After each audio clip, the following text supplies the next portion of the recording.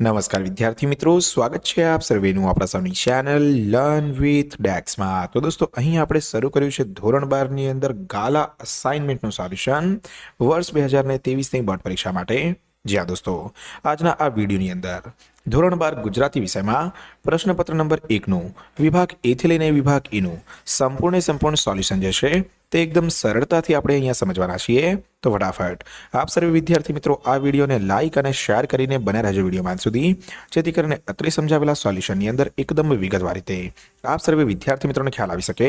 અને તે સિવાય જો આપ સર્વે આપણી ચેનલ ઉપર નવા અને હજુ સુધી ચેનલ ઉપર નથી જોડાયા તો નીચે આવેલા લાલ કલરના સબસ્ક્રાઇબ બટન દબાવીને ચેનલ પર જોડી દેજો તથા બાજુમાં આવેલા બેલ આઇકન કરી દેજો ઓલ પર સેટ, જેથી કરીને ભવિષ્યમાં આવનારા આવા તમામ મહત્વપૂર્ણ વિડીયો સૌથી પહેલા આપને જોવા મળતા રહે।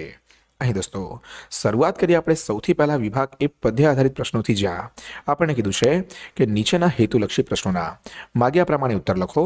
પ્રત્યેક પ્રશ્ન માટે 1 ગુણ જે છે તે અહીંયા આપણને મળે છે। કુલ 4 પ્રશ્નો અને 4 ગુણ અહીંયા આના માટે આપણને મળે છે।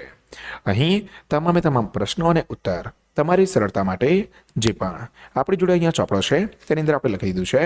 અહીં ફટાફટ તમામ પ્રશ્નોના ઉત્તર જે છે તે આપણે અહીં સમજી લઈએ। તો અહીંયા સૌથી પહેલા છે કે મુકેશ જોશીનું કયું કાવ્ય તમારા અભ્યાસક્રમમાં છે? જવાબ આવી જશે કે બા એકલા જીવે આ કાવ્ય અમારા અભ્યાસક્રમમાં આવે છે મુકેશ જોશીનું। બીજું છે કે ઉર્મિલા કાવ્યનું સાહિત્ય સ્વરૂપ જણાવો। તો ઉર્મિલા કાવ્ય જે છે તે અહીંયા સાહિત્ય પ્રકાર એનો ખંડ કાવ્ય છે। ત્રીજું છે દયારામે ગુજરાતી સાહિત્યના કયા કાવ્ય સ્વરૂપમાં વિશેષ ખેડાણ કર્યું છે? તો જવાબ આવશે કે દયારામે ગુજરાતી સાહિત્યના ગરબી કાવ્ય, અહીંયા આપણે લખીશું કે ગરબી કાવ્યનું વિશેષ જે છે તે અહીંયા ખેડાણ કર્યું છે। ચોથું છે સાહિત્યની દ્રષ્ટિએ પ્રેમાનંદ મધ્યકાળમાં થયા કે અર્વાચીન કાળમાં? તો અહીં સાહિત્યની દ્રષ્ટિએ પ્રેમાનંદ જે છે તે અહીંયા દોસ્તો થયા હતા મધ્યકાળમાં। ત્યારબાદ છે અહીંયા કે નીચેના પ્રશ્નોના ઉત્તર એક વાક્યમાં લખો। પાંચમો છે અહીંયા પ્રશ્ન કે સમગ્ર બ્રહ્માંડમાં કોણ વ્યાપેલું છે? જવાબ આવી જશે સમગ્ર બ્રહ્માંડમાં એક પરમાત્મા જે છે તે અહીંયા વ્યાપેલા છે। છઠ્ઠું છે નળ કયા દેશના રાજા હતા? તો નળ જે છે તે નિષદ દેશના જે છે તે રાજા હતા। ત્યારબાદ દોસ્તો અહીંયા આગળ આવે છે પ્રશ્ન આપણા માટે પ્રશ્ન નંબર 7 કે રામબાણ શબ્દનો અર્થ જણાવો। તો અહીંયા જવાબ આવી જશે કે રામબાણ એટલે પ્રભુની ભક્તિરૂપી બાણ જે ભક્ત પ્રભુની ભક્તિમાં લીન કરી દે છે। આઠમો દીકરી સમડીને શું સંબોધન કરે છે? જવાબ આવી જશે અહીંયા કે દીકરી જે છે તે અહીં સમડીને બેણીનું સંબોધન કરે છે। ત્યારબાદ છે અહીંયા કે પ્રશ્નોના 4-5 વાક્યોમાં ટૂંકમાં ઉત્તર લખો।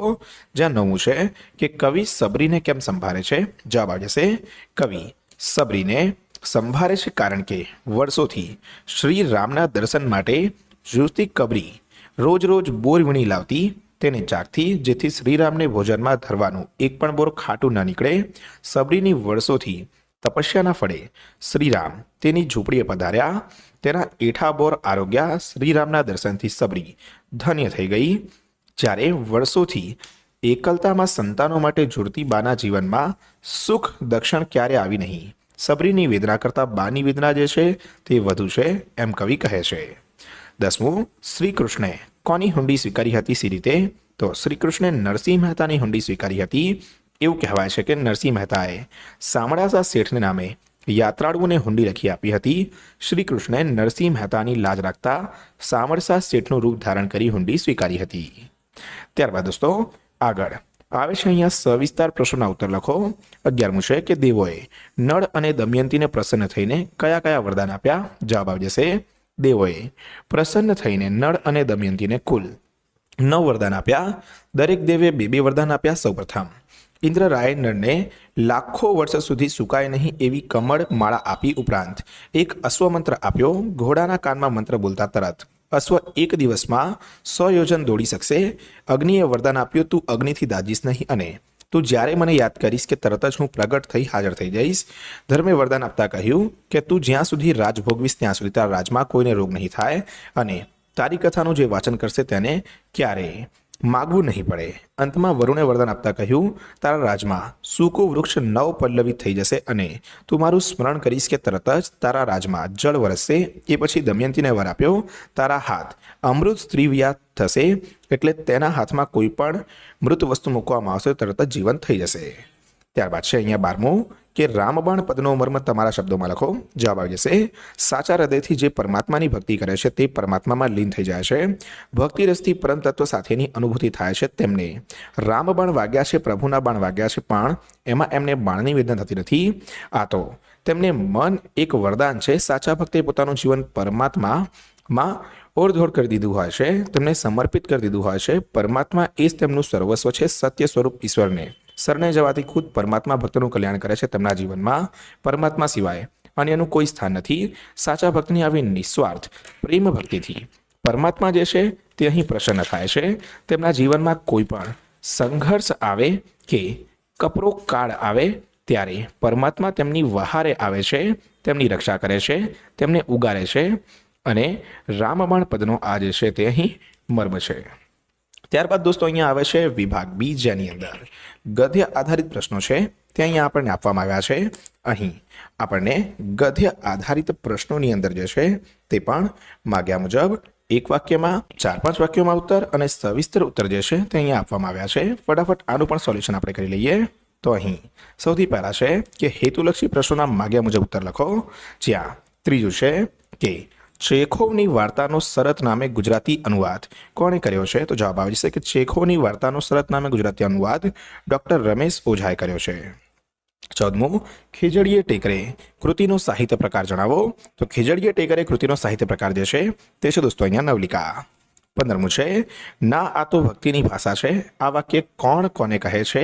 તો આ વાક્ય વિનોબા ભાવે જે છે તે ગાંધીજીને કહે છે. 16મું યુધિષ્ઠિર યુદ્ધ વિષાદ કૃતિના લેખકનું નામ જણાવો. જવાબ આવી જશે યુધિષ્ઠિર યુદ્ધ વિષાદ કૃતિના લેખકનું નામ ઉમાશંકર જોશી છે. ત્યારબાદ દોસ્તો અહીંયા આવશે પ્રશ્નોના એક વાક્યમાં ઉત્તર લખો. જ્યાં 17મું છે કે બાળક સજીવ છે એની ખાતરી થતાં જીવલીએ શું કર્યું? જવાબ આવી જશે બાળક સજીવ છે એની ખાતરી થતાં જીવલીએ વાત્સલ માતા બનીને એ નવજાત બાળકને છાતીએ લઈને તેની પોતાની માતૃગોદની ઉષ્મા આપી. 18મું બાળપણથી જ વિનોબાનું મન બે સ્થળે જવા તલસતું હતું. જવાબ આવી જશે બાળપણથી જ વિનોબાનું મન બંગાળ અને હિમાલય આ બે સ્થળે જવા તલસતું હતું. 19 ઉછીનું માગનારામાં કયો ગુણ હોતો નથી? જવાબ આવી જશે ઉછીનું માગનારામાં કઈ વસ્તુ મગાય અને કઈ વસ્તુ ન મગાય એનો વિવેક હોતો નથી. 20મું કાશ્મીરમાં કયા કયા મનોહર સ્થળો જોવાલાયક છે? જવાબ આવશે કાશ્મીરમાં વેરીનાગ, સોનમર્ગ કે ટુલિયન તળાવ જેવા મનોહર સ્થળો જે છે તે જોવાલાયક છે. ત્યારબાદ છે કે પ્રશ્નોના 4-5 વાક્યમાં ટૂંકમાં ઉત્તર લખો. 21 છે કે રાવી પાઠકની દ્રષ્ટિએ ધમાલ શબ્દ દ્વારા કઈ મનોદશા પ્રગટે છે? શા માટે? જવાબ આવશે કે ધમાલ શબ્દ દ્વારા સ્વજનોની અને કવિની અસ્વસ્થ મનોદશા પ્રગટ થાય છે, કારણ કે મૃત્યુ પ્રસંગે સ્વજનો અને કવિ પણ આંસુને રોકી શકતા નથી. એ સૌની રોકડથી વાતાવરણ શોકમય બની જાય છે. આથી ધમાલ ન કરો એમ કહીને કવિ સૌને આંસુ રોકવાની જે છે તે વારંવાર અહીં વિનંતી કરે છે. ત્યારબાદ દોસ્તો અહીંયા 22મો પ્રશ્ન છે કે મોટા હોલમાં પ્રવેશતા નાયકને કયું દ્રશ્ય જોવા મળ્યું? જવાબ આવી જશે કે મોટા હોલમાં પ્રવેશતા નાયકને એક હૃદયગમ્ય દ્રશ્ય જોવા મળ્યું કે નાના ભૂલકાઓ નૃત્યના જુદા જુદા પોઝમાં પોતપોતાની પ્રેક્ટિસ કરી રહ્યા હતા. ત્યાંની આધેડબાઈએ તબલચી પાસે થાપ મરાવી. ત્યાં તો બધા બાળકો શિસ્તબદ્ધ પોતાની મુકરર જગ્યાએ જઈ અમુક પોઝમાં સ્થિર થઈ ગયા. બાઈ ચોળી રાગ ગાવા લાગી. ત્યારબાદ છે કે નીચેના પ્રશ્નોના સવિસ્તર ઉત્તર લખો. જ્યાં 23મો જે પ્રશ્ન છે દોસ્તો તે છે કે એક વર્ષની રજા લઈ વિનોબાએ કયા કયા કાર્યો કરી બતાવ્યા? તો અહીંયા જે પણ 23મા નંબરનો પ્રશ્ન છે તે સહેજ અહીંયા દોસ્તો મોટો પ્રશ્ન છે, તો પ્રશ્ન જે છે તેનું વાંચન હું અહીંયા કરતો નથી.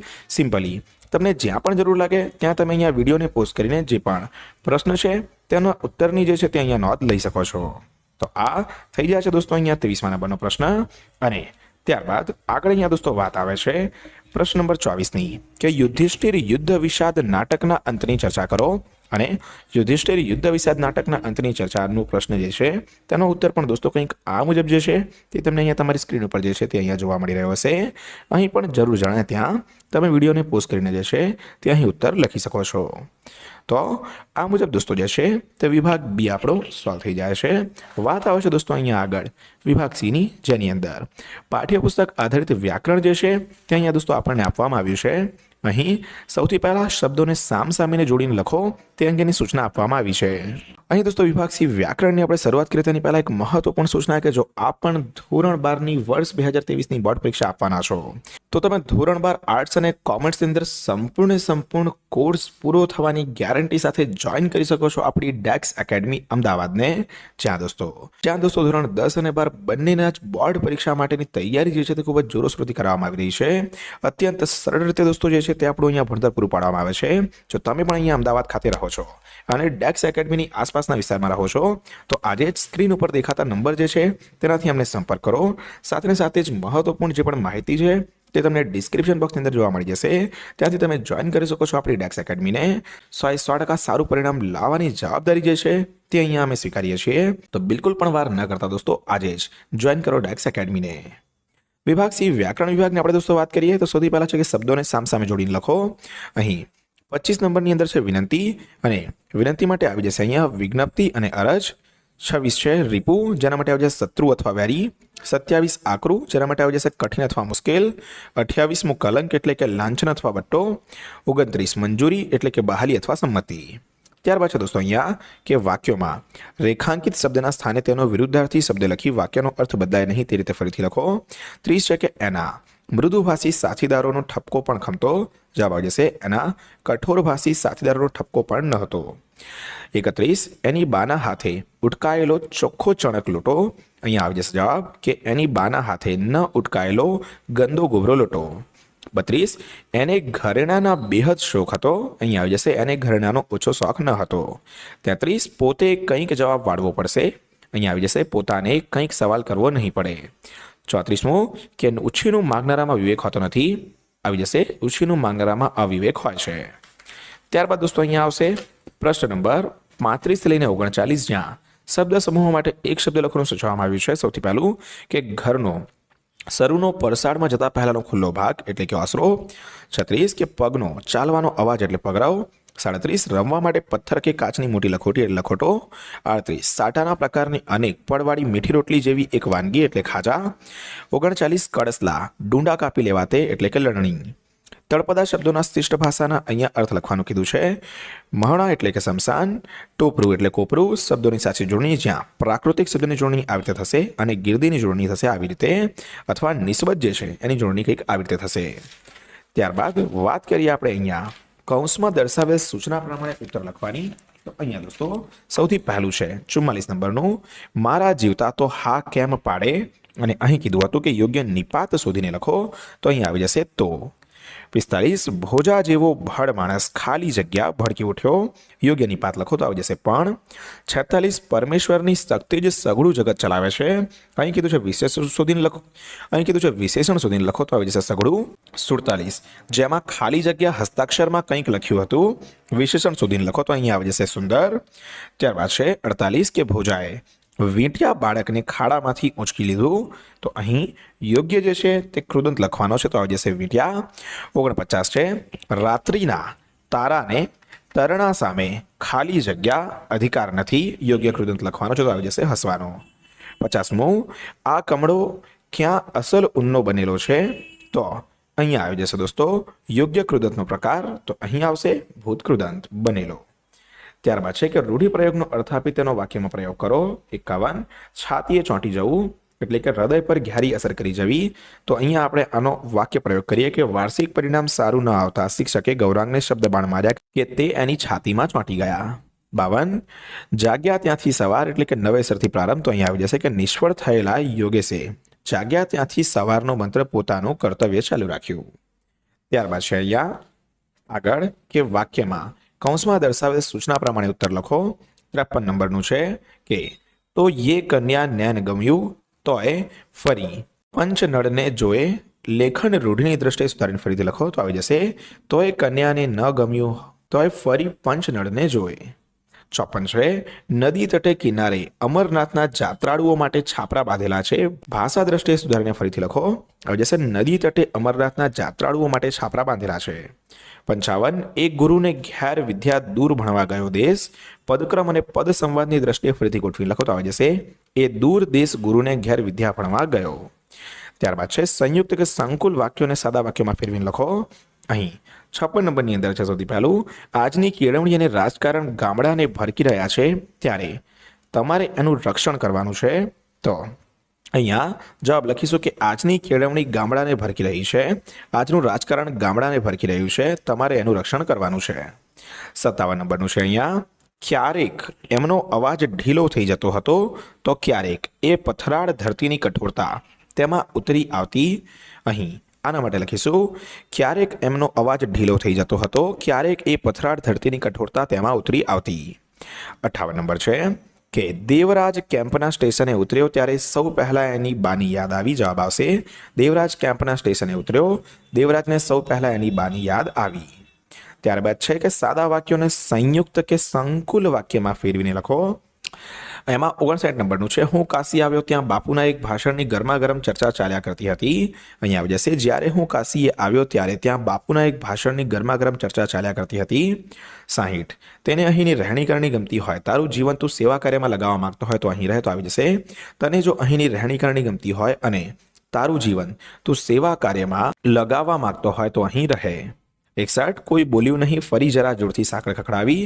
આવી જશે, કોઈ બોલ્યું નહીં એટલે ફરી જરા જોરથી સાંકળ ખખડાવી. આવી રીતે વિભાગ સી વ્યાકરણ વિભાગ જે છે તે દોસ્તો અહીંયા થઈ જાય છે પૂર્ણ. વાત આવશે અહીંયા વિભાગ ડી ની, જે છે દોસ્તો અહીંયા સંપૂર્ણ અર્થગ્રહણ વિભાગ. અહીં વિભાગ ડી અર્થગ્રહણ વિભાગ, જ્યાં પાઠ્યેતરનો કાવ્ય વાંચીને જે છે તે પ્રશ્નોના ઉત્તર આપણે લખવાના છે. અહીં જે પણ અર્થગ્રહણ વાળો વિભાગ છે તેનું પણ સંપૂર્ણ સોલ્યુશન અહીંયા આપણે કરેલું છે. ફટાફટ આનું પણ સોલ્યુશન જે છે તે આપણે અહીંયા જોઈ લઈએ. અહીં સૌથી પહેલું હતું કે પાઠ્યેતર કાવ્ય વાંચી નીચે આપેલા પ્રશ્નના ઉત્તર લખો. 62 છે, કવિ શેની પ્રતીક્ષામાં છે. જવાબ આવી જશે કવિ છેલ્લું સ્ટેશન આવે તેની પ્રતીક્ષામાં છે. 63, છેલ્લું સ્ટેશન આવતા પહેલા શું આવે છે. જવાબ આવી જશે છેલ્લું સ્ટેશન આવતા પહેલા નદી આવે છે. 64, છેલ્લા સ્ટેશનની પ્રતીક્ષામાં કવિ શું ભૂલી ગયા. જવાબ આવશે છેલ્લા સ્ટેશનની પ્રતીક્ષામાં કવિ તે સ્ટેશનનું નામ ભૂલી ગયા છે. ત્યારબાદ છે કે પ્રતીક્ષાની ક્ષણો કેવી રીતે પસાર કરે છે કવિ. તો અહીંયા આવી જશે કે પ્રતીક્ષાની ક્ષણોમાં કવિ બારીનો કાચ ઊંચો કરી થાંભલા ગણ્યા કરે છે. ત્યારબાદ છે 66 કે કાવ્યને યોગ્ય શીર્ષક આપો. તો શીર્ષક આવી જશે છેલ્લું સ્ટેશન. ત્યારબાદ છે કે પાઠ્યેતર ગદ્યખંડના આધારે આપેલા પ્રશ્નના ઉત્તર 1-2 વાક્યમાં લખો. અહીંયા 67 છે કે સારા નરસા માણસનો ભેદ કઈ બાબતો પર આધાર રાખતો નથી. જવાબ આવી જશે સારા નરસા માણસનો ભેદ એના રૂપરંગ, સમૃદ્ધિ, પોશાક કે એની વાણી ઉપર આધાર રાખી શકતો નથી. ત્યારબાદ છે 68, લેખક કોને સારા માણસ ગણે છે. જવાબ આવી જશે જે વ્યક્તિને જ્ઞાનને આચરણમાં મૂકી અનુભવ પ્રાપ્ત કરે તેને લેખક સારા માણસ ગણે છે. 69, લેખક અનુભવનો મહિમા કેવી રીતે કરે છે. જવાબ આવી જશે લેખક અનુભવ વિશે કહે છે, અનુભવ વિના નીતિ વ્યવહાર ધર્મ કર્મ કશું સારું થતું નથી. 70, વિચાર અને આચારમાં તમે કોને મહત્વનું ગણો છો. જવાબ આવશે વિચાર ઉત્તમ હોય પણ અધોડે આચરણ ન હોય તો એ વિચાર મહત્વનો નથી, મૂલ્ય આચરણનું છે માત્ર વિચારનું નહીં. 71, ગદ્યખંડને યોગ્ય શીર્ષક આપો. જવાબ આવી જશે અનુભવનું અમૃત. ત્યારબાદ છે કે ગદ્યખંડનો ત્રીજા ભાગનો સંક્ષેપ કરી તેને યોગ્ય શીર્ષક આપો. તો અહીં 72 નંબરના પ્રશ્નની અંદર આપણને જે એક ગદ્યખંડ અહીં આપવામાં આવ્યો હતો તેને અહીં આપણે જે છે તે યોગ્ય શીર્ષક જે છે તે અહીંયા આપવાનો છે. ત્યારબાદનો પ્રશ્ન કાળકથનની રીતિ પ્રમાણે વિચાર વિકાસના ક્રમમાં ગોઠવી લખો. તે પણ અહીંયા આપણે સમજી લઈએ. તો અહીં ગદ્યખંડનો ત્રીજા ભાગમાં સંક્ષેપીકરણ કંઈક અર્થ થશે.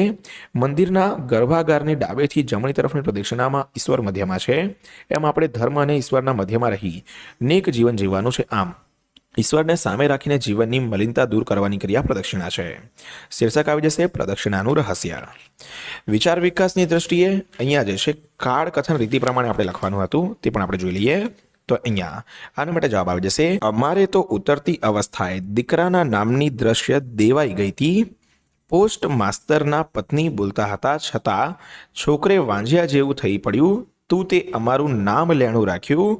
તારો તો જેટલો ગણ માનીએ એટલો ઓછો મારા વીરા. અમારી ચામડીના પગરખા સીવાડીએ તો પણ તારા ગણનું સાટું વાળે એમ નથી.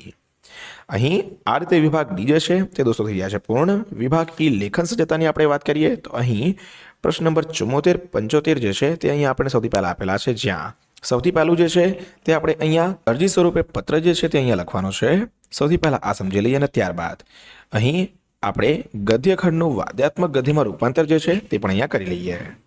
અહીં સૌથી પહેલામાં પહેલું કીધું એવું છે કે તમારા નજીકના શહેરમાં આવેલ રંગ રસાયણના કારખાનાનું ગંદુ પાણી તમારા ગામની નદીમાં છોડીને દૂષિત કરવામાં આવી રહી છે.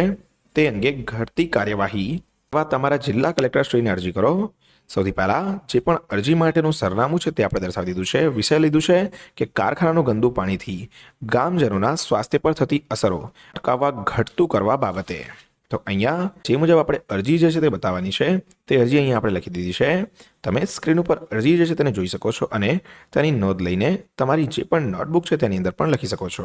75મા નંબરની પ્રશ્નની વાત કરીએ તો અહીંયા આપણને કીધું છે, આગળ 75મા નંબરના પ્રશ્નની વાત કરીએ તો અહીંયા કીધું છે કે આપેલ શબ્દ યાદીનો ઉપયોગ કરી લગ્ન માટે પસંદ થયેલી અનાથ આશ્રમની એક કન્યાના મનોભાવો વિશે 80 શબ્દોમાં ભાવાત્મક ગદ્ય લખો. અહીં કીધું છે કે લગ્ન માટે પસંદ થયેલી અનાથ આશ્રમની એક કન્યાના મનોભાવો અને જે પણ મનોભાવો છે તે પણ તમારી સ્ક્રીન ઉપર તમને જોવા મળી રહ્યા હશે. અને અહીં આ મુજબ પ્રશ્ન નંબર 75 જે છે તે દોસ્તો અહીંયા થઈ જાય છે પૂર્ણ.